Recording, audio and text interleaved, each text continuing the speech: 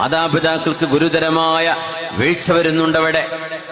കുട്ടികൾക്ക് ഐപാഡും ഫോണും കൊടുത്തിട്ട് അങ്ങ് പോവല്ലേ, അടുക്കളയ്ക്ക് പോകുന്നു, വാപ്പ വഴിക്ക് പോകുന്നു. മക്കള് ഇതായാ പിന്നെ ഒരു ശല്യമില്ല, അവരങ്ങ് മിണ്ടാണ്ടിരുന്നോളും. ഇത്രയേ നമ്മൾ ചിന്തിക്കുന്നുള്ളൂ അല്ലേ? നമ്മളതിന്റെ ഗൗരവം ആലോചിക്കുന്നില്ല.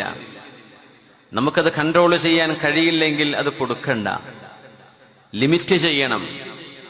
മൊബൈൽ ഫോണുകളുടെ ഉപയോഗങ്ങളെ കൊച്ചുമക്കൾക്ക്, മുതിർന്നവർക്കാണെങ്കിൽ പോലും ടൈം ലിമിറ്റ് വെക്കണം എന്നാണ്. ആഴ്ചയിൽ 1 മണിക്കൂർ അത്ര മതി. സ്കൂളില്ലാത്തൊരു ദിവസം 1 മണിക്കൂർ, 2 മണിക്കൂർ, അല്ലാത്ത ദിവസം കൊടുക്കണ്ട. എന്തേ? നമുക്കും കൺട്രോൾ ചെയ്യാൻ പറ്റില്ല, അവർക്കും കൺട്രോൾ ചെയ്യാൻ പറ്റില്ല. പിന്നെ അതിൽ നിന്ന് നല്ലത് പഠിക്കുന്നുണ്ടോ, ഖൈർ മനസ്സിലാക്കാൻ അവസരമുണ്ടോ? യാ ഹബ്ബദ, അങ്ങനെ നല്ലല്ലോ ഉണ്ടാവുക, നമ്മൾ അറിയുന്ന പോലുമില്ല. ഏതുപോലെ എന്നറിയോ?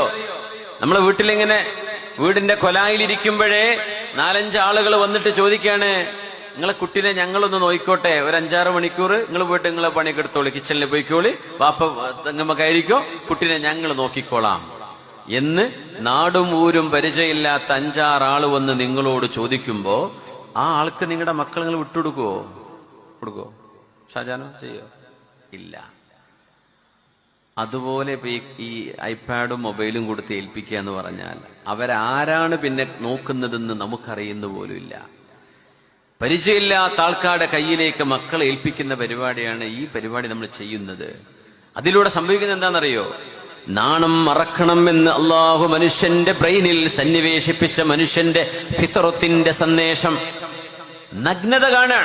നഗ്നത കാണപ്പെടുന്ന പരസ്യങ്ങൾ വരികയാണ്, അല്ലെങ്കിൽ അത്തരം ആഡുകൾ വരുന്നു, അത്തരം ആപ്പുകൾ അതിന്റെ പരസ്യങ്ങളിലൂടെ കടന്നു വരുന്നു, അത്തരം ന്യൂസുകൾ വരുന്നു. എന്തൊക്കെ കാണാൻ അവസരങ്ങളുണ്ട്.